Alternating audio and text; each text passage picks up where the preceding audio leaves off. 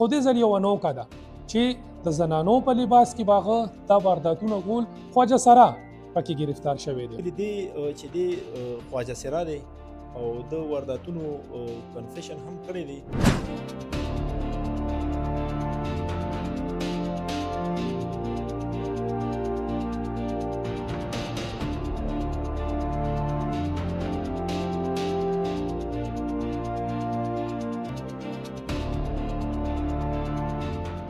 نوې غونډې اورو چې خواجه سرا هم په دې کې مطلب دا دی چې انوالو ووتل. چې خواجه سرا په جرم په هغه کې انوالو شي نو هغې خلاف به هم کاروایی کیږي.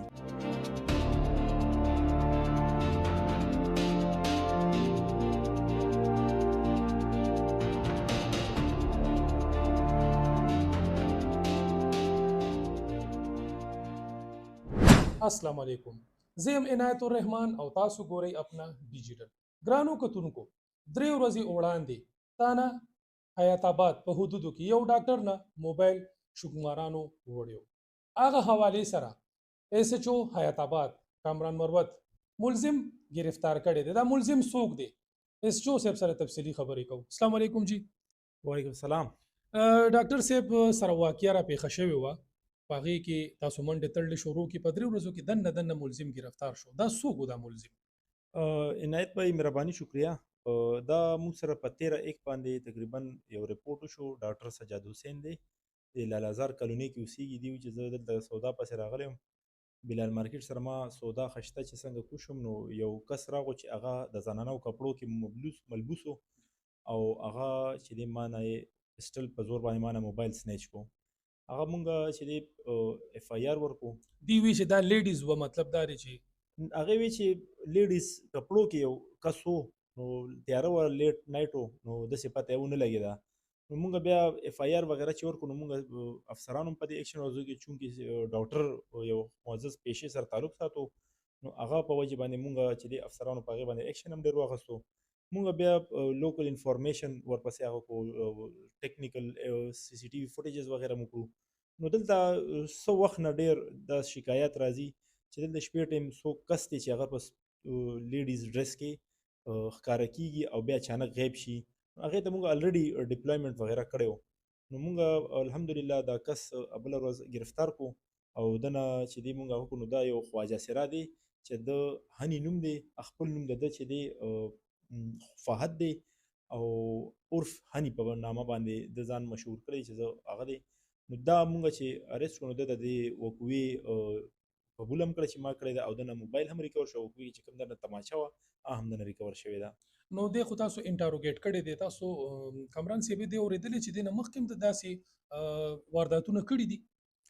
بیسیکلی دی چې دی خواجه سرا دی او د وارداتونو کنفیشن هم کړی دی، خو چونکې چې چا نه هم د سنیچینګ هغه کړی دی هغه خلک مونږ ته رپورټ ته نه راغلي. می بي چې د شرم د لاسه، د حیا عزت د لاسه نو هغه مونږ ته بیا رپورټ ته نه دي راغلي. مطلب هغه خلکو ته به دا محسوسېدل چې دا خو د زنانو په کپړو کې څوک دي، نو هیا چې دا څوک دي او هغوی نه موبایل سنیچ یا چې هر څه شوي د هغې د وجې نه دي راغلي. بالکل ما ته هم دا فیل کیږي چونکې د خواجه سراو چې دی هغې نه هر یو کس چې دی هغه ځان سایډ راکولو کوشش کوي چې یاره داسې نه چې ما ته نور نقصان راکړي، لا ما به میډیا ونه شرموي. نو دې د وجې نه هر چا باندې خپل حیا عزت ګران دی. حیات آباد چونکې دلته کې ټول خو سوفیسټیکیټډ عزتداره خلک اوسېږي نو هغې د لاسه چې دی ډېرو خلکو د شرم د وجې به راغلی بلکې او نور دین یو چې دی د موږ سره هغه کړی چې یاره ما نورې وارداتې هم کړي دي. مونږ معلومات کو چې یاره څوک داسې وي نو هغه به مونږ بیا ټرای کوو. اوس دا چې کوم خواجه سرا تاسو گرفتار کړی دی، د ده رهایش د کوم ځای دی، کوم ځای پاتې کېږي؟ دی اصل چې دی نشترآباد کې پاتې کېږي او دی دلته راځي او دا واردات یې کوي، د لیټ ټایم کې کوي. نو دی دا لیډیز ډرس چې استعمالي نو دی دپاره استعمالي چې خلکو شک پرې نه راځي. کامران صاحب ډېر عجیبه ده، سنیچینګ کېږي، مونږ ګورو چې مطلب دا دی دوه موټر سایکل سوار وو، نامعلوم افراد وو، هغوی داسې وکړل. داسې داسې نوې غونډې اورو چې خواجه سرا هم په دې کې مطلب دا دی چې انوالو ووتل. بس چونکې څنګه چې سنیچرانو خلاف افسران بالا کوم کاروایانې شروع کړي دي او موږ اخر نو هغې سره دی چې دی نوې نوې ټیکټکس پیدا کولو کوششونه کوي، هغه کوي. او چونکې چې افسرانو بالا دا هم ویلي چې یاره کوم کس که ښځه وي که سړی وي که خواجه سره وي او هغه جرم کې ملوث وي نو هغې خلاف به کاروایی کیږي. نو دوی دا یو نوی ټیکټکس اخ کړی چې یاره زه په دې طریقې سره به موږ سنیچینګ وکړو پته به نه لګي. نو د دې چې رهایش په نشتر آباد کې د څه وارداتونه خو دي دلته وکړل چې د حیات آباد په ستاسو انډر چې کومه علاقه راځي نو دوی څو وي چې هغه لاندې مطلب نشتر آباد سره دي کوم ځای رهایش دي سره نور هم څوک په دې ګینګ کې شامل شته؟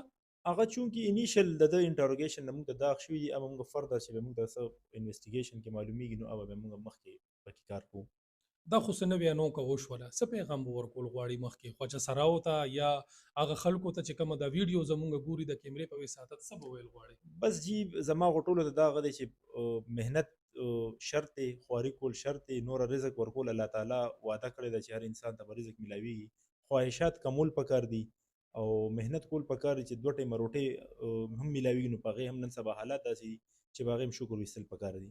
خواجه سرا یو مظلوم طبقه ده دې سره هر سړی بعضې ځای کې دې پروګرامونو له لاړ شي خلک انجوی وکړي او بیا چې راځي دې سره تشدد هم کېږي دې سره زیاتیات هم کېږي نو که بیا هماغه خواجه سرا د یو سړی ټارګېټ کوي په پسټل باندې او هغه نه لګیا موبایل اخلي نو دا خو هم یو ډېر عجیبه ده کامران صاحب. بالکل عنایت بھائی مونږ خو څنګه تاسو ته چې ووایي چې خواجه سرا سره کوم ځای کې چې زیاتې شوې دي په هغې باندې مونږ افسرانو هم اکشن اخیستی دی، هغې باندې کاروایي هم شوي دي او ایک په ډبل باندې هغې کې خواري هم کېږي او هغه ټریس کولو کوششونه هم کېږي او هغه ته هم انصاف میلاو شوی دی. خو چې خواجه سرا په جرم په هغه کې انوالو شي نو هغې خلاف به ګرانو کتونکو تاسو د ایس ایچ او حیات آباد کامران مروت خبرې به اورېدې چې د یو ډاکټر نه موبایل سنیچ شوی و خو هغه په 3 ورځو کې دننه ملزمه هم گرفتار شو او موبایل هم د ریکور کړی دی. خو دې ځل یو انوکه ده چې د زنانو په لباس کې باغه دا وارداتونه کول اوسېدو هغه په نشتر آباد کې خو دې واردات دپاره به حیات آباد ته راتلو. ګرانو کتونکو خواجه سرا پکې گرفتار شوی دی. خواجه سرا په دې معاشره کې یو مظلومه طبقه ده خو قانون د ټولو دپاره یو دی که هغه خواجه سرا دی او که همداسې څوک سنیچینګ کوي یا داسې قسمه واردات کوي. ګرانو کتونکو را روان پروګرام پورې اجازت غواړم د خپل ځان ډېر خیال ساتئ. موږ په دعاګانو کې یاد ساتئ. د الله په امان.